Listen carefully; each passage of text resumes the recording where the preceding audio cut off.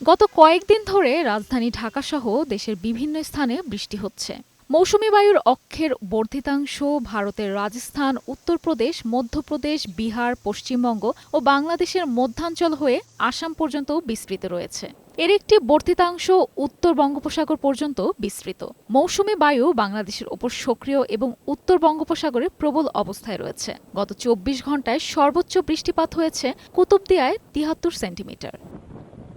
আবহাওয়া অফিস জানিয়েছে, আগামী দুদিন ঢাকা, ময়মনসিংহ, খুলনা, বরিশাল, চট্টগ্রাম ও সিলেট বিভাগের অধিকাংশ জায়গায় এবং রংপুর ও রাজশাহী বিভাগের অনেক জায়গায় অস্থায়ীভাবে দমকা হাওয়াসহ হালকা থেকে মাঝারি ধরনের বৃষ্টি বা বজ্রসহ বৃষ্টি হতে পারে।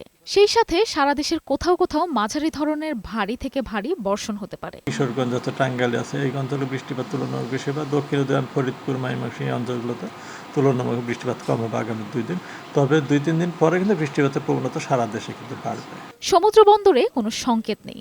সারা দেশে দিন ও রাতের তাপমাত্রা প্রায় অপরিবর্তিত থাকবে বলে জানিয়েছে আবহাওয়া অধিদপ্তর। আগামী কয়েকদিন যেটা আমরা লক্ষ্য করছি, বৃষ্টিপাতটা বাড়বে, দেশের উত্তরাঞ্চলে বৃষ্টিপাতটা বাড়বে এবং সেটা ক্রমান্বয়ে সারা দেশে বিস্তার লাভ করবে।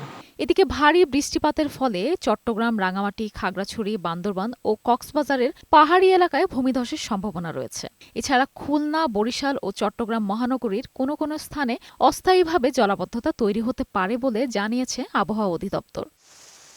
মেরিন আমিন, বৈশাখী সংবাদ, ঢাকা।